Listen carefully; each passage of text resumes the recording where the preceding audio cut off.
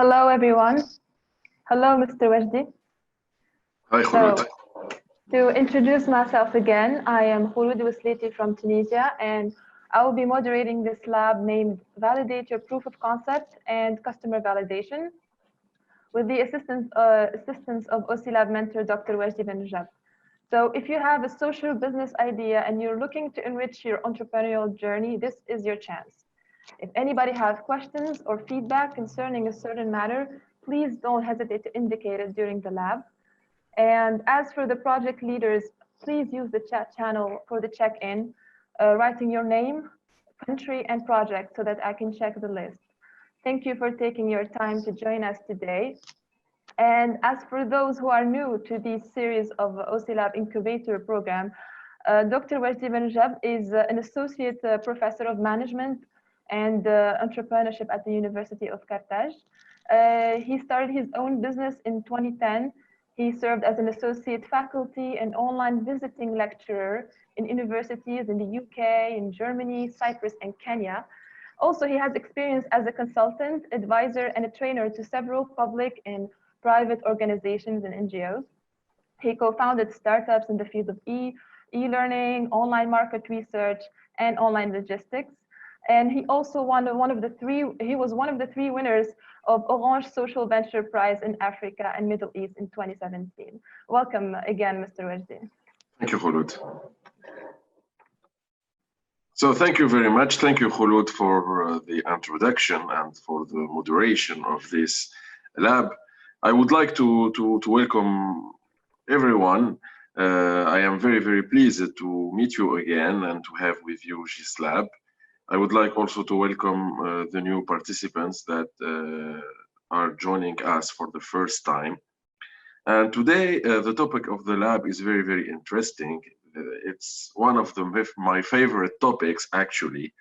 Why? Because if you are thinking about validating your business idea, the problem that you are trying to solve, the solution, your proof of concept or your MVP, this means that you put one step forward in the startup creation process, and you are moving in the right direction, and you are going to have answers if you are on the right track or not, if you have to make adjustments, if you have to pivot your idea, or if you have to give up your idea and move to another thing.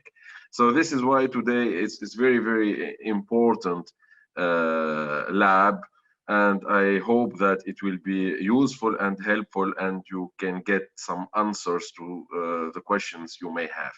Okay, so we are going to start the lab as usual, and as usual, as you may know, you have the experience now because it's our third or fourth meeting. It's the third lab.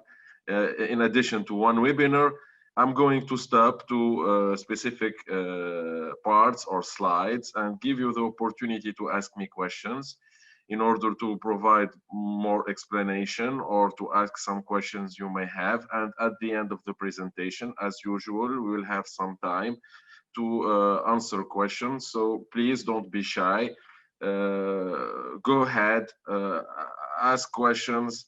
There are no silly questions. We are all here to learn from each other. So it's very, very important that you take the opportunity, because I was, as you, in the same process with the same problems, and I know that we can have some issues, and if I can share my experience and knowledge with you, it will be great for me and also for you. Today, the lab number 5, 6, actually we merged the two labs since they are related, is about validating your proof of concept, having the customer validation, and having some insights and what we call validated learning from your market and from your customer. So today the agenda will be as follow.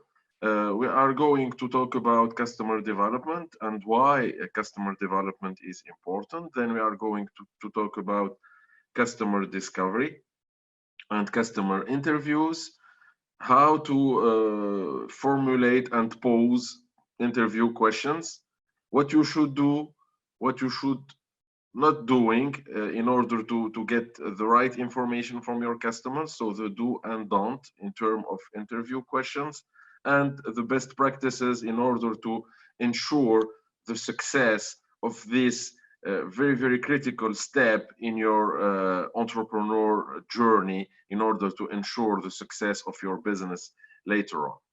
Okay, so let's start with some very interesting quotes of Steve Blank. I know that you know it already. You are popular already with Steve Blank. He is the godfather of the lean startup approach and very successful entrepreneur. So why customer development? Because no business plan survives first contact with customers, and we talked already about it. So this is why you don't have to write a business plan at this stage. You have just to prepare a lean canvas and a value proposition canvas. And no business plan survives first contact with customers because it was about guesses, it was about speculation or making assumptions. And when it comes to start your business and start trying to get customers to sell your product, it's another story. Okay, so sometimes your business plan is not useful at all, and you ignore it and you start doing another thing. Customer development is about putting the founders in continuous contact and engagement with customers. Since the lean startup approach is an iterative process, as we talked about in our first lab together, it's about trying to have some evidence from your market and from your customer in order to know if you are working on a relevant problem and if you are providing a relevant solution or not. So we are always in touch with the market, with the customer. We are always looking to have some insight, to gain some knowledge from the customers. We cannot say we are done now, we understand everything and we know everything. And this is why we talk about customer development, because we are continuously in contact and in relationship with the customer, because we are here for the customers, and without the customers we cannot succeed. And finally, customer development is a search for a business model. And here, if you remember, it's the core part of the startup definition. So a startup is a temporary organization in search of a viable and scalable business model. And customer development is the way to do it and to say, yeah, my business model, my lean canvas is okay. Now I have evidence from my market and I can use it. It's not assumptions anymore.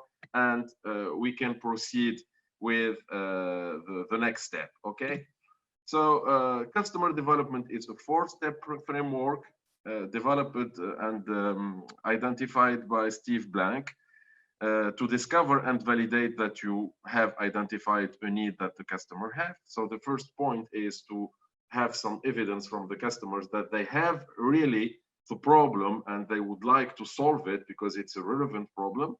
To build the right product to satisfy the customer needs. So after validating the problem, it's now your turn to validate the solution. So the customer has the problem, it's okay with it, but if this the right solution or not for your customer.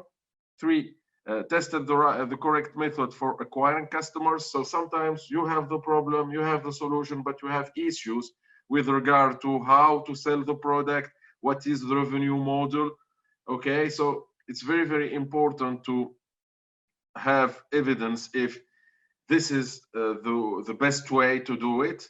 And 4, deploy the right resources to meet the demand of the product. So if you are done with customer development, now you can borrow money. Now you can start to invest your time, your effort, because you know that you are on the right track. Okay, so this is why before the customer development, you are starting to work on something, and the idea is to test it as soon as possible. So if we are wrong, we don't have the IKEA effect, and we can adjust without being emotionally attached to the idea or to the solution. And if you are done with the customer development and you know that everything is okay, you can proceed and start to invest your resources, your money, your time, etc.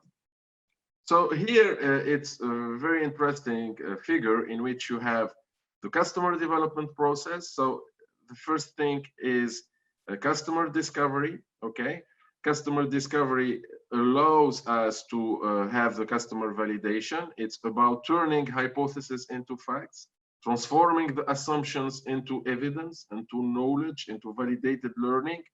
And if you are done, we have a scalable and repeatable sales model or business model. So we are done with the iteration, okay? And we can move to the execution. But with regard to the iteration, each time we figure out that we are wrong, that the problem is not interesting, that the customer is not interested on the solution, that the prototype and the MVP are not the best one for the customer, we have to go backward, adjust, make some changes, and test it again. And this is why we are talking about an iterative process. So remember your lean canvas. Okay, so lean canvas is about making 9 assumptions with regard to 9 blocks. It's a lively business model, and the idea is to turn your guesses into evidence, because we made assumptions. We suppose that this is the problem, this is the solution, this is why the customer will buy our product, and here we are talking about the unique value proposition. This is how we are going to reach the customer through the channels. This is how we are going to monitor the progress of the business and the success of the business, and how we are going to earn money, and this is the main sources of cost. So now it's the time to transform the guesses into evidence.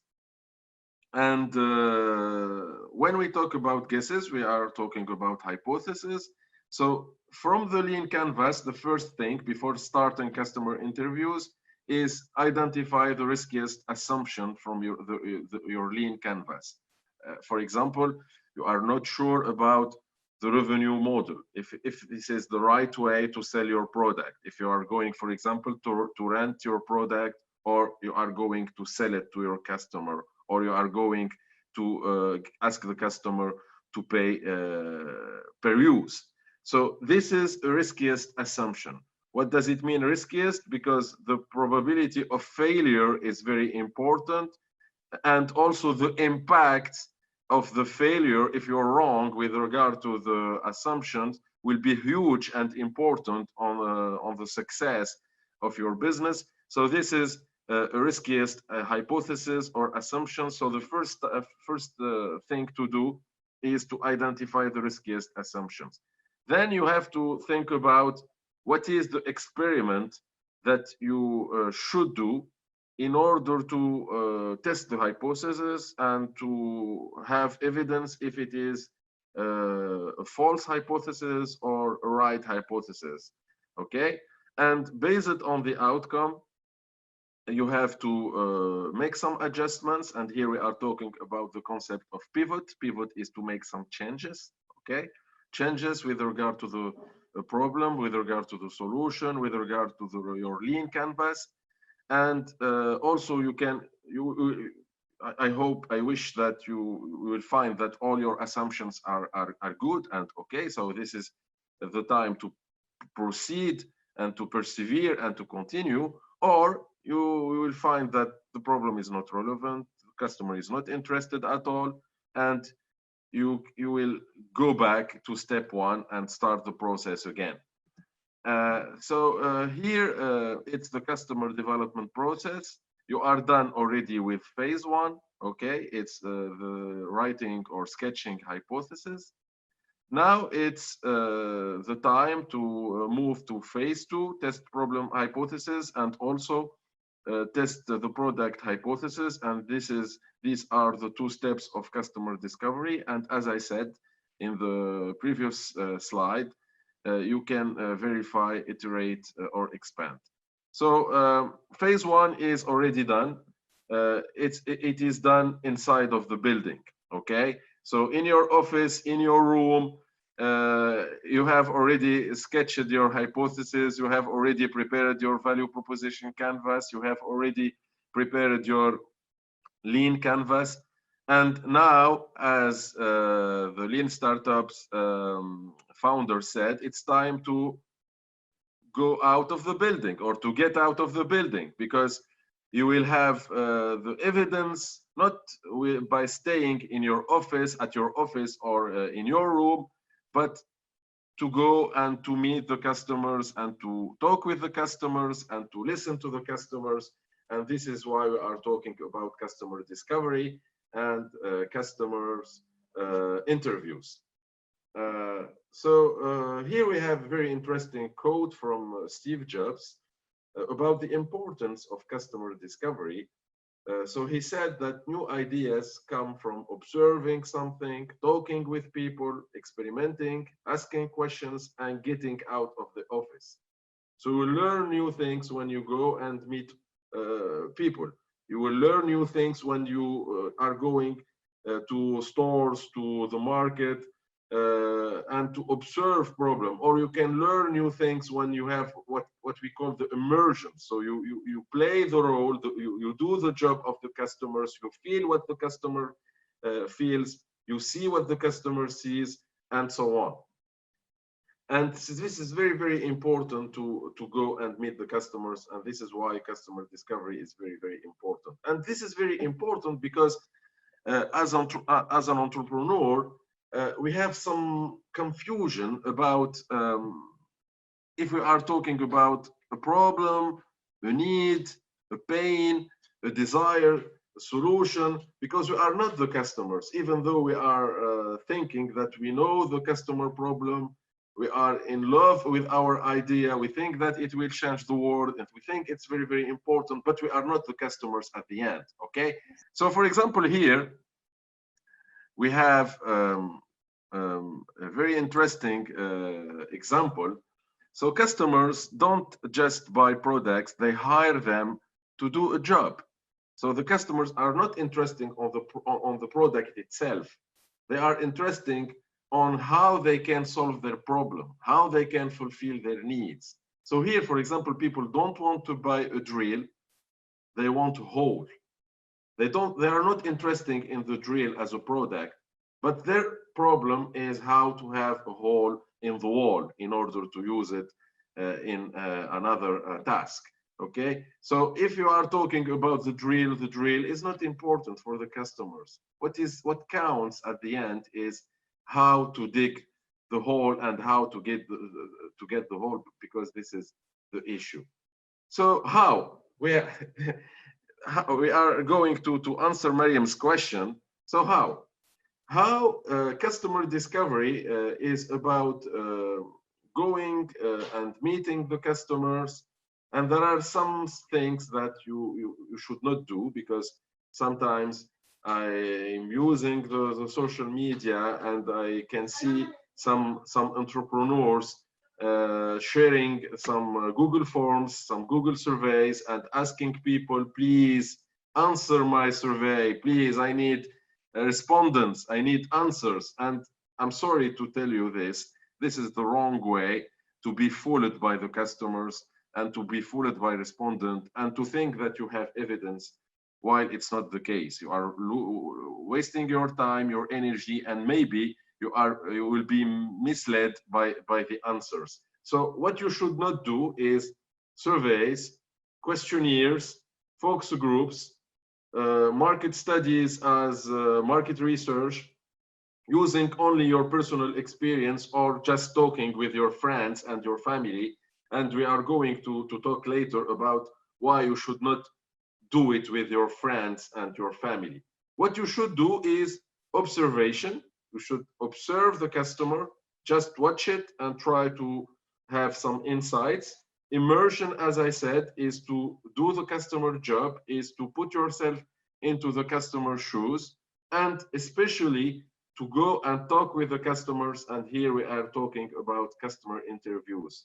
So the idea is to understand the behavior of the customers, to know what are the deep motivations behind the process of having the problem, solving the problem, having the solutions, and to have evidence of what we cannot see and get just with surveys when we have people answering questions and picking some alternatives with regards to the questions that you are asking them to answer.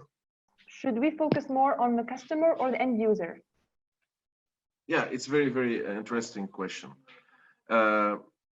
Actually, here it depends. The end user sometimes is not the people that they are going to pay for the service or for the product, but maybe they are important because based on their opinion or based on their request, the customers or the clients will buy the product. So here you have to understand the process, who makes the decisions to buy the product. So sometimes the end users are very, very important because this is what counts. Sometimes the end users are not important. For example, let's take the example of the medical sector, for example, the health sector. The end user will follow, for example, the advice of the doctor, will follow the advice of the physician. And here we have to focus on the doctors and the physicians since they have the power to influence the end user. But in other cases, the end user, this is what counts, and we have to focus on the end user. So it depends. I don't have a specific answer that we can use it for all the situations, but it depends on your product, who makes the decisions at the end. And if you ask yourself this question, you can have evidence and you will have answer about if you are going to focus on the end user or on the client or the customers. And I can have the discussion later on if I have more information about the product, and I can tell you whom you should focus on more. Okay, good. So so we have two types of interviews. We have an interviews in which we try to assess the problem, if it is a real problem, if it exists, if it is a very important problem, if people will pay money in order to see their problem solved. Okay, so here we are going to test all the problem hypotheses. And we have a second type of interviews which consists to assess the relevance and the strength of the solution. If it is the right solution, if it fits to the customer needs, if the customer will pay for your solution. And here we are going to test the solution hypothesis. Okay, so normally we should do two separate interviews. The first wave of interviews, it's about testing the problem, and if you are done with it, if you know that the problem is okay, you have validated the problem, you can go back and see the customers with a solution. So it's tricky to do both at the same time because we don't have evidence if the problem exists or not. But once you have evidence that the problem exists, you can go back and see the customer and talk about the solution with him or with her. Okay? Okay. So the perspective that you should adopt when it comes to customer interviews is the perspective of a detective. Okay? So this is why we are talking about detective questions. And here we have the photo of Detective Colombo. I don't know if you know already Detective Colombo. So who knows Detective Colombo?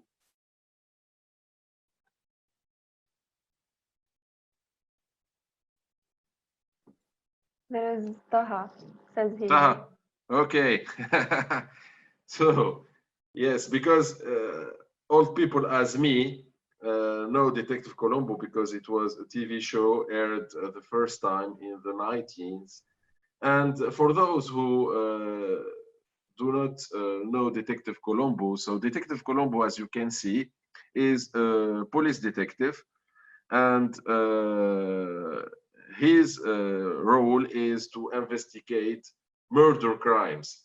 But as you can see, the appearance of Detective Colombo is he seems to be naive, and this is the image that he gives to people. So this is the impression of the people that are talking with Mr. Colombo, because he seems naive. He is not well dressed, as you can see. He have all the time the same clothes. But the strength of Colombo is to ask questions, to ask why, to ask why, to ask why.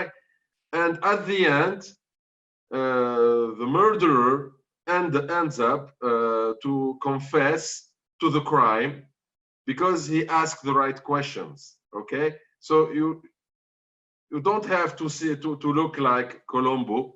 Okay, you are not requested to do it, but you have to follow the same perspective and to have the detective mind and to ask detective questions. And for this respect, you should not mention your idea or your solution at the beginning at all. And here I know already that entrepreneurs are very passionate about their ideas. They would like to have feedback from the customers.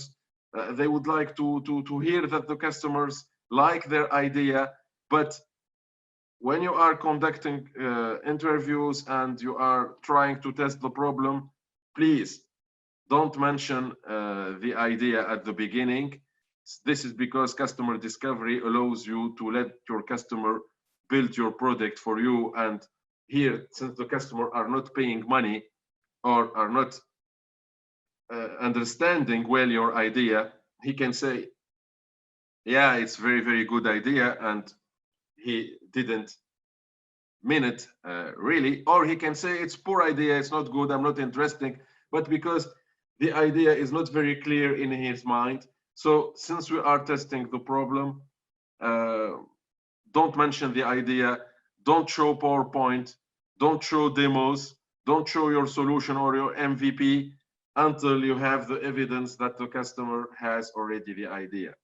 Customer discovery questions are open-ended and non-specific about your idea. So this is why I told you in the previous slides that you should not use questionnaires and Google survey forms, because it doesn't allow the customer to talk with freedom, with to give you more information that than the alternative that you gave him to choose between and to pick answers. So this is why we use open-ended questions. And by letting the customer leads the conversation, you will end up letting them tell you about their real problem and the ideal solution. So this is why we have to let the customer talk. We have to listen more than we talk, okay? And we have to give the customer the opportunity to lead the conversations and to give us more information as we can get from him. Okay, so before to move to the customer interview rules, I will give you the opportunity to ask me questions, if you would. There's Saif. He says, should we sell the product or the story behind? No, not at this stage. Not at this stage, Saifuddin. Not at this stage. At this stage, we have to figure out if they have the problem, if they really have the problem, if it is very relevant problem, if they are willing to pay money in order to see their problem being solved.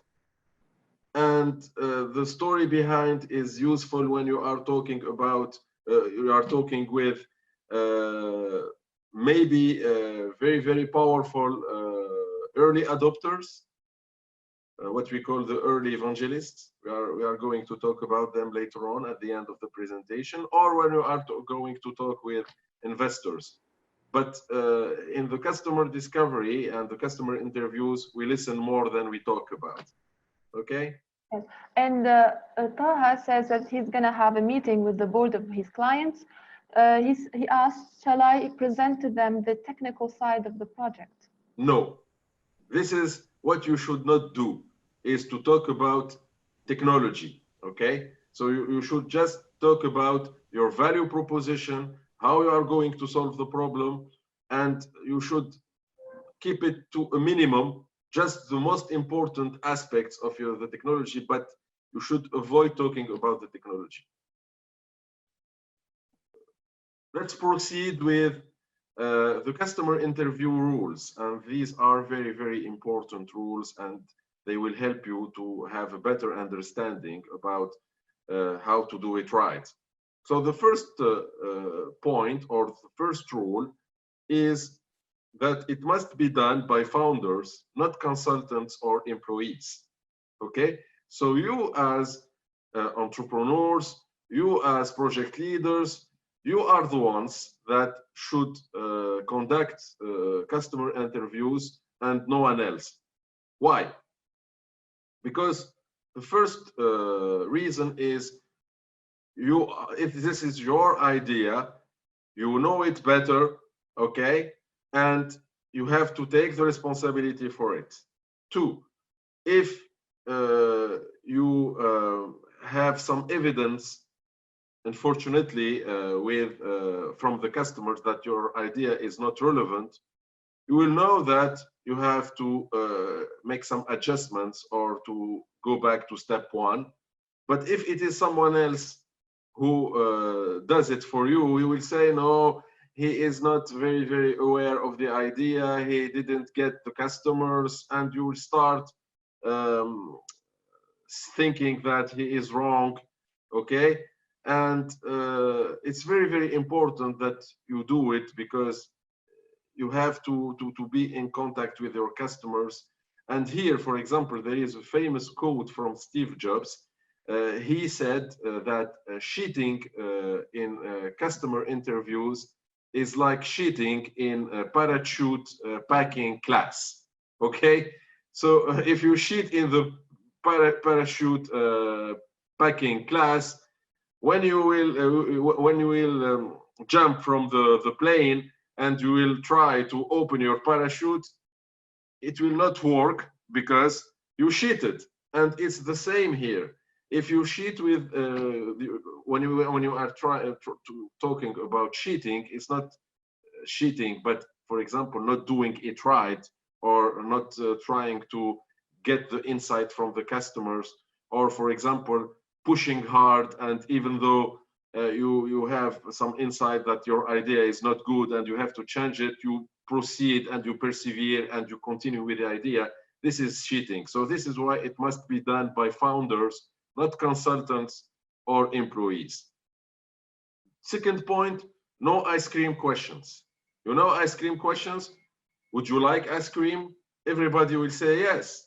I don't know, personally, I don't know anyone who doesn't like ice cream, okay? So everybody likes ice cream.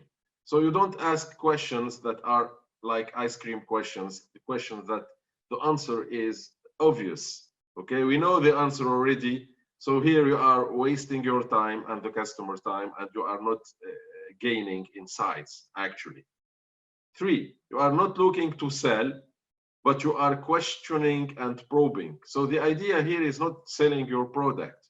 The idea is to better understanding your customer, his or her problem, their motivations, the best solution for them, how they behave, how they see the world, how they are solving the problem currently, and so on. So it's not a selling speech. We are questioning, we are probing, we are investigating, we are like a detective, okay? Seek understanding of the market, the challenges and important issues I have already talked about. It's the customer who directs the conversations. So here we have to adopt what we call the beginner mind. Don't think that you are expert on the field and you know very, very well the product, the market, the technology. No, it's the customer who directs the conversation. We have to carefully listen to him or her, and we have to give them the opportunity to talk as much as they can in order to have valuable feedback and information about their problems or their solutions. or the solution that they want. No customer can answer all the questions. So don't expect to have all the questions answered by one customer. So this is why you have to do many interviews in order to be able to draw common insights among all the customers. So no customer can answer all the questions.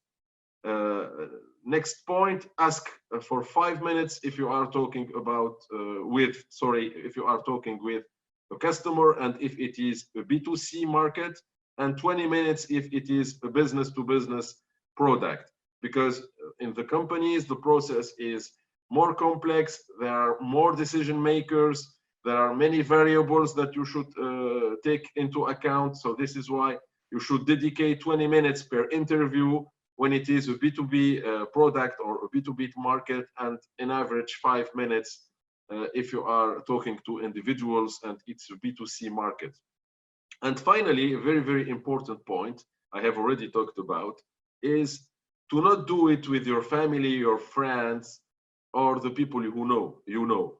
And here I would like to ask you why. Okay, I will give you the opportunity to tell me why you should not do it with your family and your friends. She says because Hiba says because they will not be objective, like yes, very good, Hiba, because they are not objective.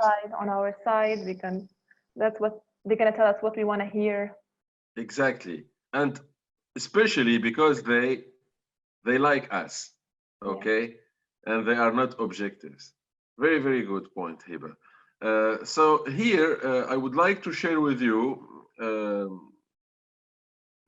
the results or the key conclusions of a book called the Mom Test. Okay, the Mom Test, and the Mom Test actually addresses this issue: how to talk with customers even though it is your mom. And why it is the mom precisely? Because as you may know, mothers and moms like their children, even though they are not very smart, they are not very handsome, they are ugly. They see their child and their children as the best people in the world. So they are not objective at all. Okay, so here the book, The Mom Test, is about how to get the right insights, how to get objective feedback from your customer, even though you are talking to your mom, which is not objective at all, because she is your mom and she likes you and she doesn't want to hurt you and to give you negative feedback. Okay, so the Mom Test is a set of simple rules for crafting good questions that even your mom cannot lie to you about it. And there are 3 simple rules that you should use it. And the rules are: the first rule is talk about their life instead of your idea. So this is why you should not talk about your idea. You should try to understand the life of your customers, the experience of your customers. 2, ask about specifics in the past instead of generics or opinion about the futures. So here we are trying to know the customer's past experience, how they do their customer jobs, how they have dealt in the past with the similar situation, not if they want to buy the product, they want to go on vacation, they want to do something in the future. So we are trying to understand what they did currently, their real actions, not to speculate on a future behavior. Okay. And 3, which is very important point, talk less and listen more. And I know that it is different because we are all entrepreneurs. We are very passionate about our idea. We'd like to share our idea with other people. We'd like to have validation from our people.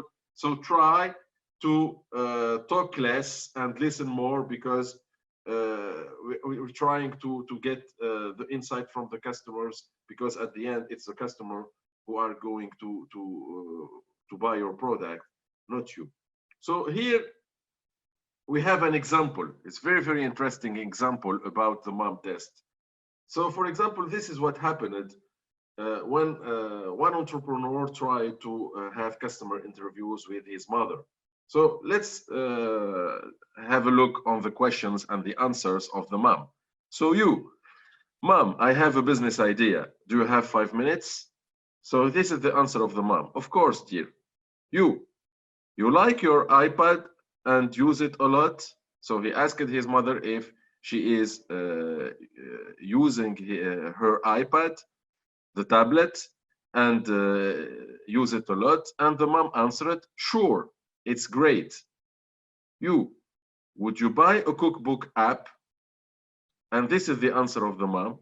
I love cookbooks, sounds nice.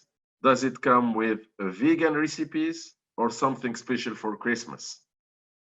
So I would like to hear your opinion about the questions. If they are good, if they are not good, if it is okay with the answers, if not, what do you think about the customer interviews, about the questions, about the answers?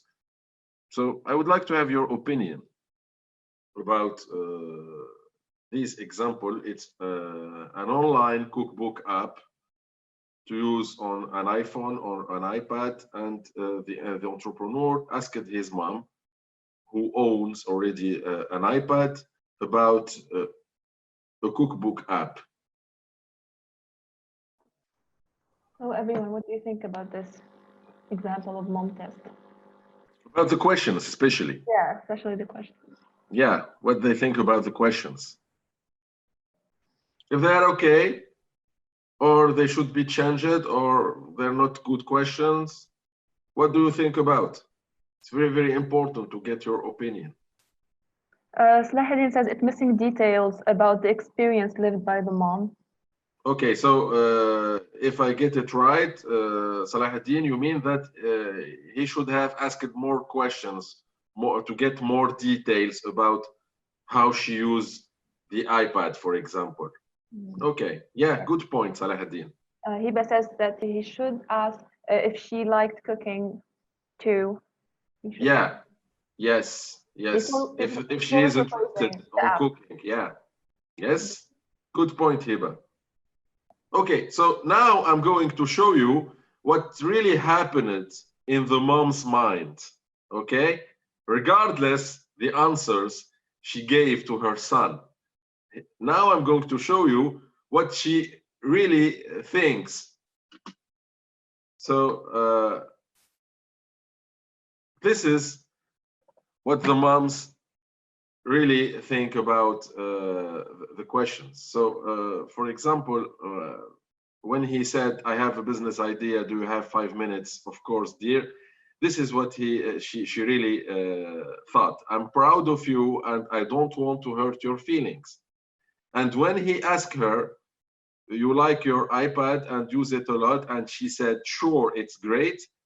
This is what she thought about. I use it to check emails on the sofa, okay?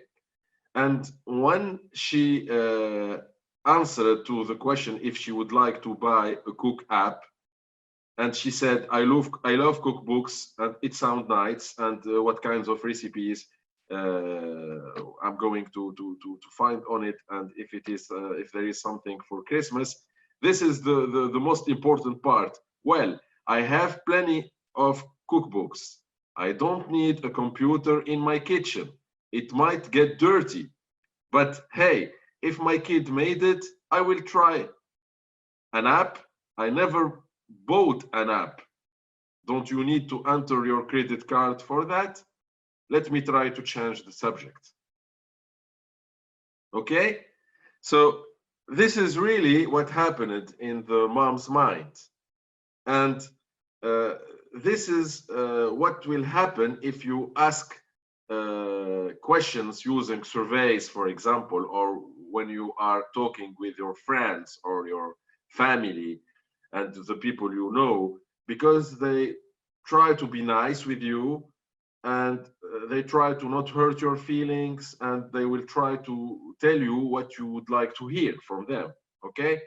And as Salahuddin said, you should ask more questions. You should dig further into it in order to have more insights. And here, for example, the mom will never buy the app because the first thing, she has already many cookbooks.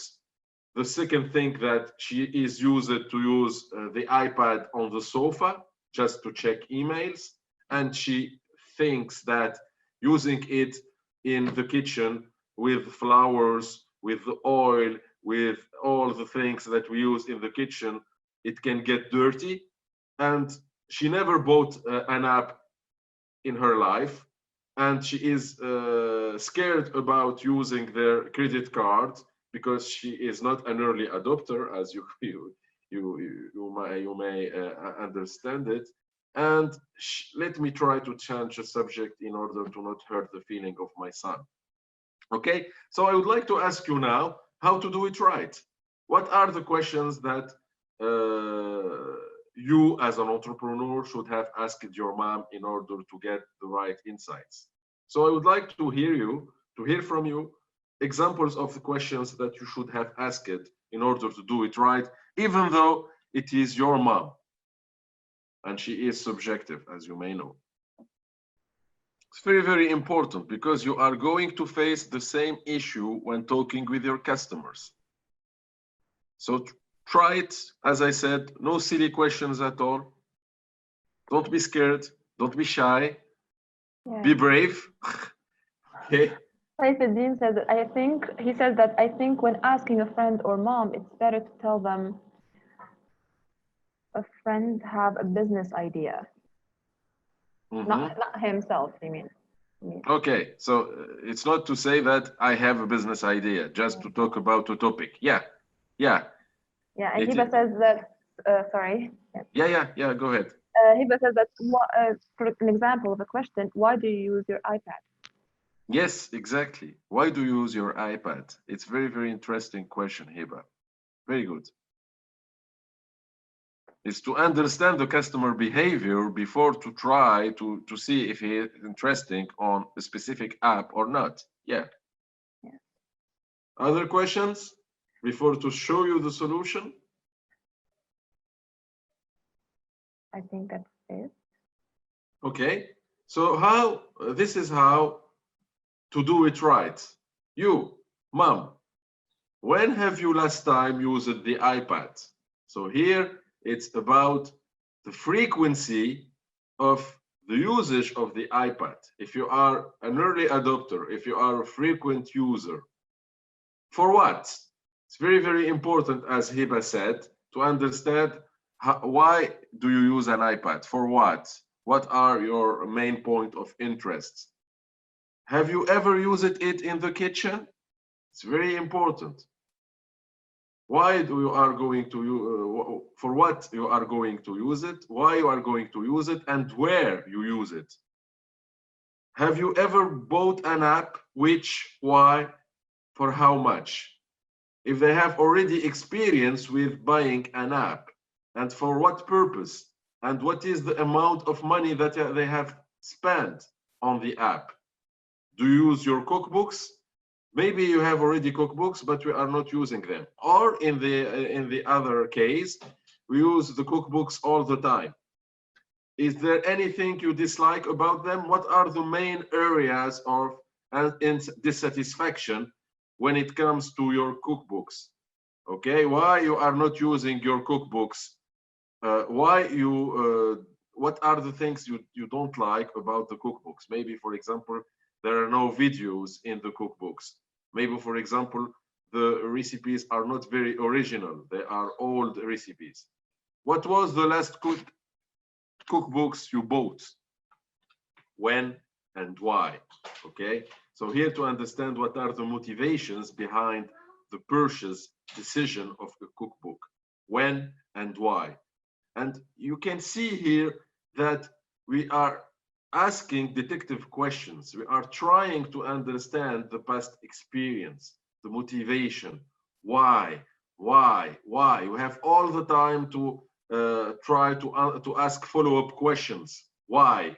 In order to invite the customer to talk more, to give us more information, and to help us to understand what are their main concerns, if he or she has the problem, if it is very, very important problem, as Steve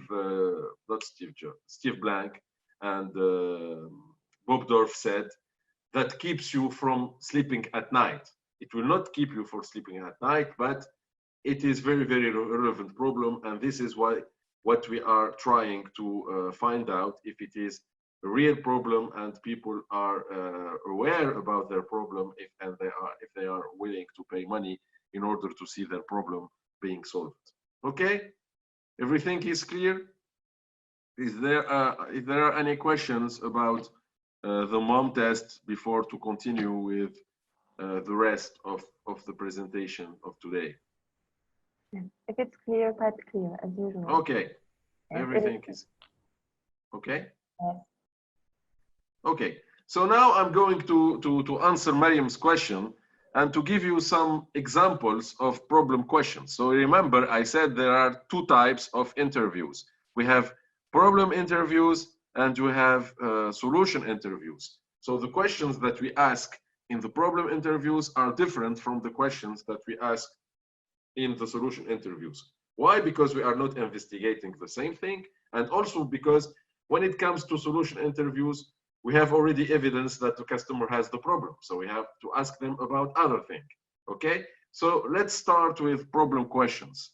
For example, what are the top 3 challenges you face in your job related to?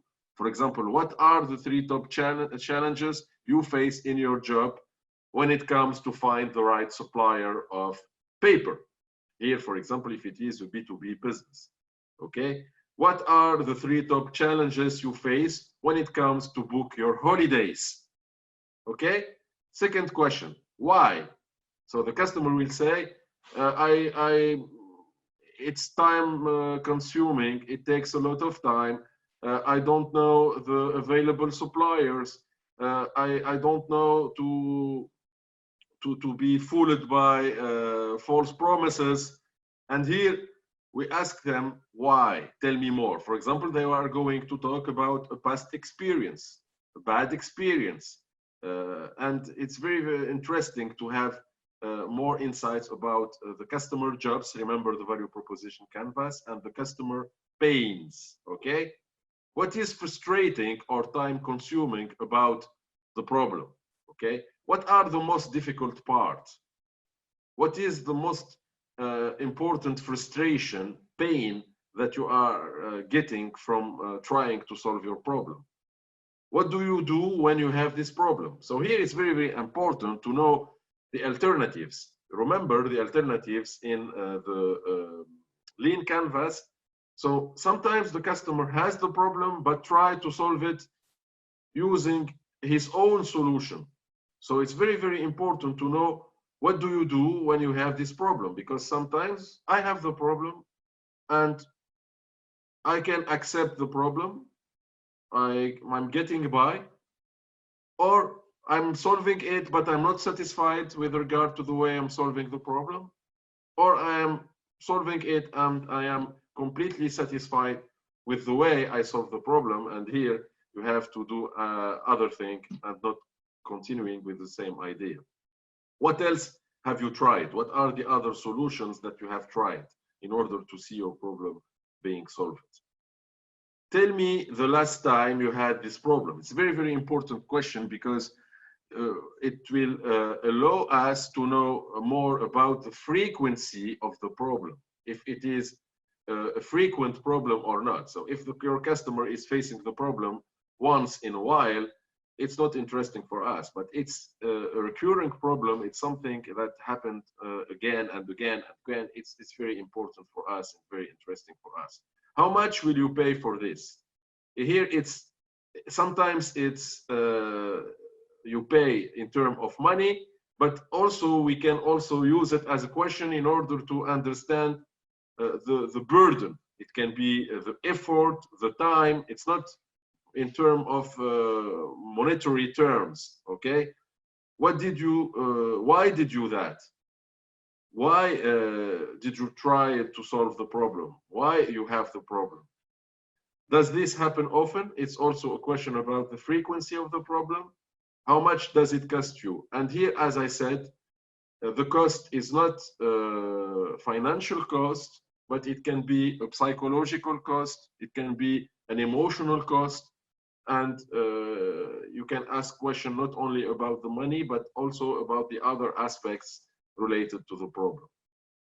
So now let's move to some solution questions, and here's some samples of examples of questions.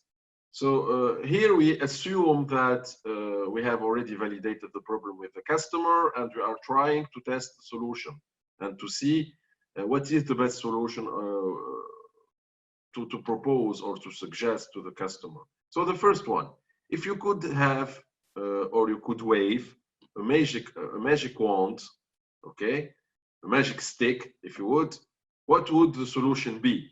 So if you have the power to invent a solution, what will be the ideal solution for you as a customer? Does this solve any of the problems we discussed earlier?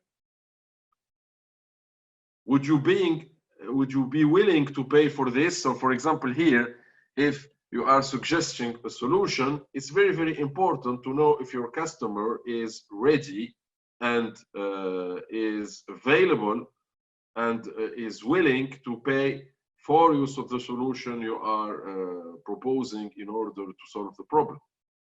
Are you interested in signing up to be one of the early users?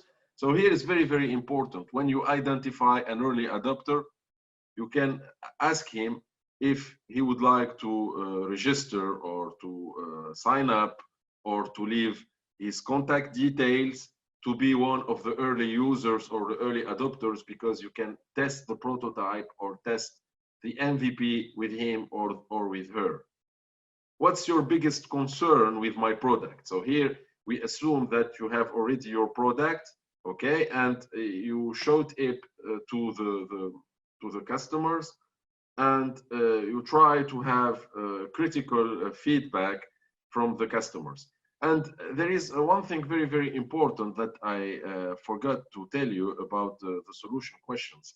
So when we start the problem interviews, we try to talk with the customers that we think they have the problem, because if you remember in our first lab, I told you to create what we call a persona, okay? So we are going to talk with the persona and the people that have similar profiles with the persona. But the idea is, once you identify that people have the problem, is to try also to identify the early adopters. It's very, very important to identify the early adopters and to go back and to try to reach them again, and to be in touch with them in order to show them the solution. And when you are going to test the solution, the ideal situation is to go back and talk not with all the customers, but the customers that have the early adopters profiles, because they have the power and they have the potential to green light your solution and to tell you if it is the right solution or not. And I will give you some examples at the end of the presentation about who are the early adopters and how to recognize them and to identify them, okay? So now let's move to some practical aspects about how to conduct interviews and what are the best methods to conduct interviews. So the best one is in person or face-to-face interviews. Here, it's very, very interesting. Why? Because you can talk with people, you can see their gestures, their nonverbal communication, and so on. Second best is video conference. When you are talking with people that are remote or that people that are busy, video conference is a second best solution and very interesting when especially when your market is global and you are talking with people that are abroad. And the third best is the phone. Why the third best is the phone? Because you are not able to see the non-verbal communication and the gesture, and you stick to the voice. But it's interesting as long as you can ask questions and open-ended questions and follow-up questions and let the customer talk. So I think that you get it. No online surveys, no questionnaires, okay? In-person interviews, open interview in person, video conference, phone, and that's all. What you should do, okay? Before getting out of the building, before going and meet the customer and start talking with the customer. So the first thing is train yourself. So get yourself prepared, get ready, okay? Practice. So you have to, for example, to simulate it, you have to train yourself so that when it comes to meet the customer, you are already prepared, you are not intimidated, you are not shy, you are not feeling uncomfortable and so on. What you should do also is to go with a partner, okay? Why you should go with a partner? Because it's very, very interesting that you are two people. You as an entrepreneur, you are asking questions and paying attention to the customer and to his verbal and non-verbal communication. And the partner is taking notes. Maybe some of you are thinking that you can do it alone and you can record the interview, but I can tell you based on my experience, some customers are not comfortable when it comes to recording the interviews. Even though it's not a big deal, some people are start to be scared when it comes to record their voice, and they are not comfortable. And if I say they are not comfortable, that means that they will not give you as much information as you desire and you are expecting to, okay? So the ideal situation is to go with a partner. You as the entrepreneur, you ask questions and the partner is taking notes. And of course, you have to present yourself, to introduce yourself and to say, this is my partner. He will be responsible for taking notes during the interviews, okay? What you should do also is to be friendly, okay? You should smile, you should be warm and friendly and put the customers at ease in order to feel comfortable and to give you their time and to be eager to share with you their experience and talk and talk and talk. So smiling is very, very important. Being warm is very, very important. The fourth rule is the body language. You have to make the customer trust you, okay? So you should control your body language. Sometimes we are not aware of our body language. So this is why I told you to train yourself and to practice in front of a mirror, for example, with a friend or with someone else before to go and see the customer, because sometimes we send some signals and some signs, okay, to the customer that will not put them at ease, and the customers will not feel comfortable, and it will not be a very, very good interview.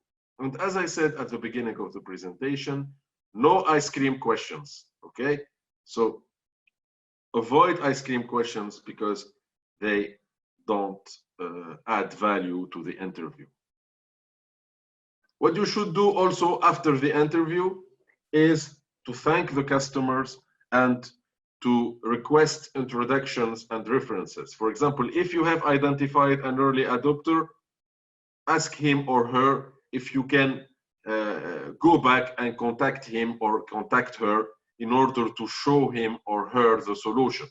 And also you can ask him or her to introduce you to other people that they know that they have the same problem, and you can go and see them because they have already a reference, okay? So thank them and request introduction and references, and also debrief with the partner. And at the end of the presentation, the last slide, I will show you what are the main information that you have to take into account when debriefing with the partner after the interview. Yes, Mohsen, he said that he thinks we should also choose a good timing. Exactly. You cannot go and see people without an appointment if it is a B2B market, of course. And the good timing is very, very important, because people, if they are expecting your visit, they will give you the time you requested. But if they are on a hurry, or if they are busy, or if they are angry, but if it is Monday, for example, it will not be a very, very good timing. So it's very, very good point, Taha. You have to choose the right moment. And we are going to see how you can find customers to interview, and where and when, of course. What you should not do is to try to sell your idea, okay? As I said, it's not a selling speech. You are not here to sell your idea. You are trying to have evidence from your customer, okay? As I said before, don't talk tech. Don't talk technology. Don't bother them with the technical aspects and details, okay? And finally, don't ask what they want. No ice cream questions, okay? So try to ask questions in order to understand them better and to understand their motivation, as I said. So here we have a couple of best practices that you should follow in order to perform well in your customer interview. So as I said before in a previous slide, adopt a beginner's mindset. So when you go to meet the customer, don't think that you are the smartest guy and you know everything and you have all the details and you have just to confirm what you know already. Don't do it.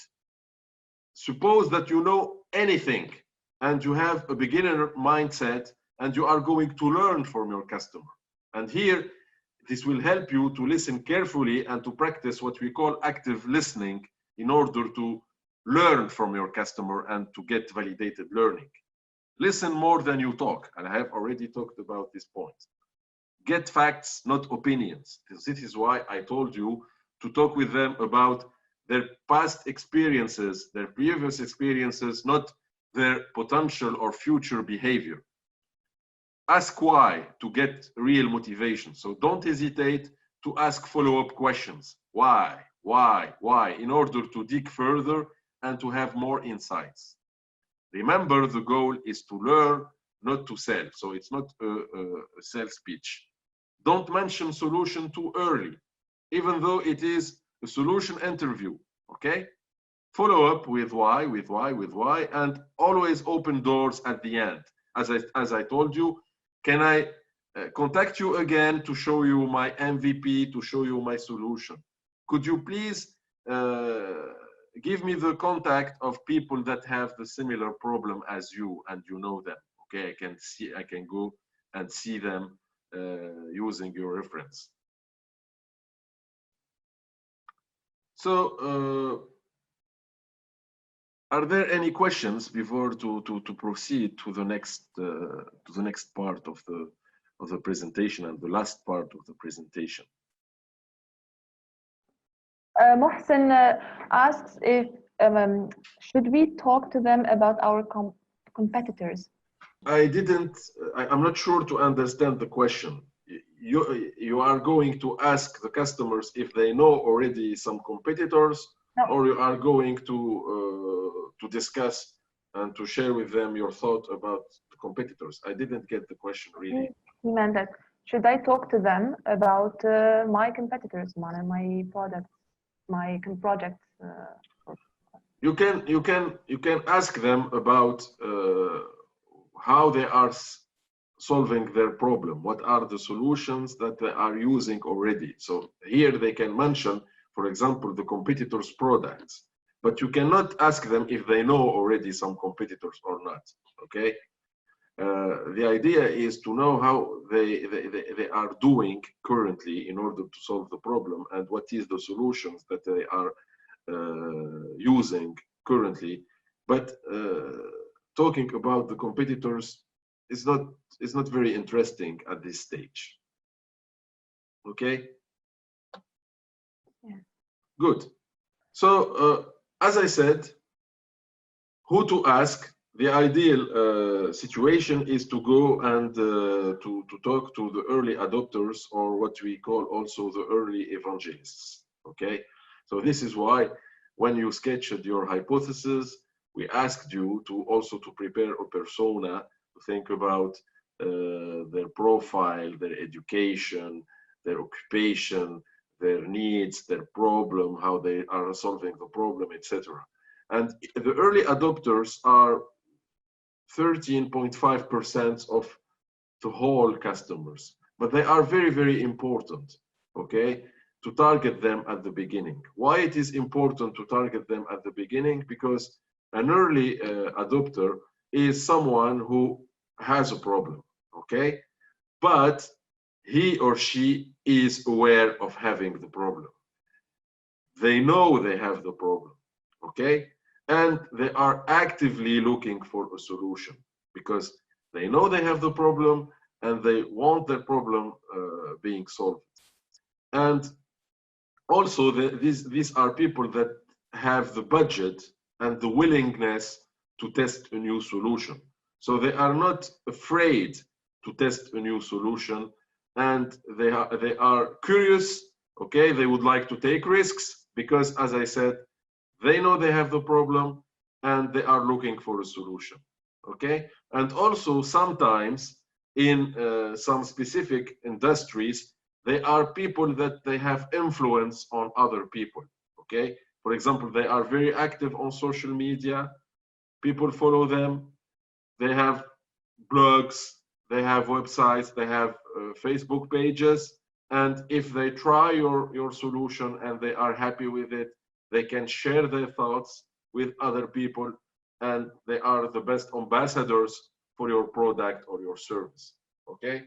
So this is why it's very, very important to try to identify the early adopters with customer interviews. And as I said previously, to go back and see them when it comes to test the solution or the MVP with them. So now, where to find people to interview? It's very, very important questions. Where to find customers? So the first place is the social media. And here it will depend if it is a B2C market or a B2B market. So if it is a B2C market, you have Facebook, you have Twitter, you have Instagram, you have many social media websites that you can use. Also, if it is a B2B market, you have LinkedIn, okay? It's very, very interesting to find people, to find decision makers, to find executives and prospects and early adopters of your product. But also, you can find them in all the places where your early adopters and your customers have their habits, where they work, their shop, their go to relax, etc. Okay? And for example, here, for example, you have a website. It is, the name of the website is 10times.com, if I'm not wrong.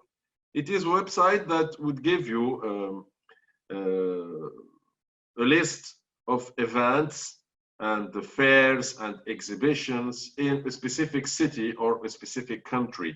For example, here, this is the top 100 Morocco events in 2019 and 2020.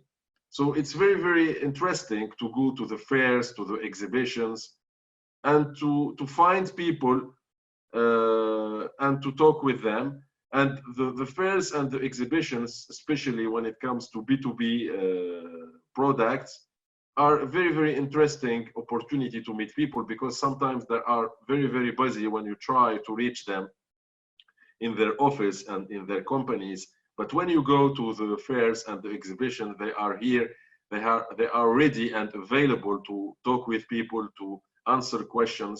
So you can use this kind of websites in order to figure out all the events and all the shows, the conferences, the fairs, the exhibition in your country or in your city. For example, if you are working on, I don't know, a tourism business, you can go to the fair of the tourism or of the travels. If you are working on a health industry, you can go to the fairs of the medical equipment or the medical innovation or something like that. So you can use this kind of websites in order to find the events and to choose the right one and to go there and to talk with people and to meet people, and you can do all the customer interviews there in one day, okay? Last point is what you should do after the interviews, how to debrief, okay? What is the main information? So the first point is try to debrief as soon as possible, because maybe you are going to forget what the customer said. So try to do it as soon as possible. Don't report it or postpone it or delay it, okay? Because you can lose, you can forget, you can miss some details. So try to focus on 3 important details. The first one is the key insights regarding research objectives, and try to compare the interviews among others. Try to compare what are the common insights, what are the similarities between all the interviews, and the common thread in all the interviews. This is very important to identify what we call the aha moments, the big surprises, some things that you didn't think about it, and you figure out that it is very, very important when talking with customers. So the big surprises, the aha moments.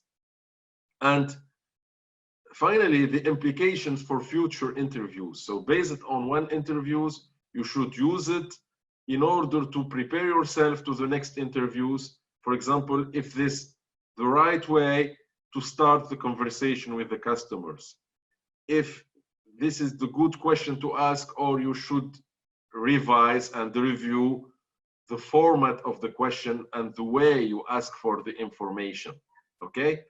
And once you are done with the customer interviews, try to fill out the validation board and to update your lean canvas and to change the guesses into facts. And you can have more than one update based on the number of interviews that you are going to conduct. So I hope that you found this lab helpful and useful. I thank you for your time, and I am available to answer your questions. Yes, if anybody has questions or feedback, asking questions will help you later on with the offline tasks. So if there's anything that causes ambiguity regarding your project, it's your chance to clarify it. Okay, it says it's clear so far. Very, very happy to know that it's clear and you got all the information. In the meantime, if you have questions, you can send me emails, you can send me messages using the platform. It's my turn to thank you. I was very, very pleased to work with you and to share with you my experience and my knowledge. And I wish you all the best and all the success. And if I can help you in a way or another, please don't hesitate to contact me. I will be very pleased and happy to help you. And I would like to tell you that you are doing a very, very good business. And based on your assignments and your offline tasks, I can see that you improved your performance and you are more and more on the right way. So thank you for everything. Please don't forget to prepare the offline tasks. I have already shared them with the OCI Lab team. They will share with you the offline tasks. What I would like to ask you is to do it on the deadlines, so they can give you a feedback at the same time. Okay, this is what I would like to ask you to do for me. And thank you, and I wish you a very good weekend, and take care. Okay. Thank you, Mr. Wajdi. Thank you for your time. Thank you, Khouloud. This has been a very interesting lab as usual. I also thank the participants for their time and input and their relevant questions. I already shared with them the offline tasks. Please don't forget to deliver them in the specific deadlines. Also, an email will be sent soon with more details. So you can continue the discussion on the EdgeRiders platform. And don't forget to check the follow-up posts, okay? So thank you and have a nice evening. Thank you. Bye-bye. Good night.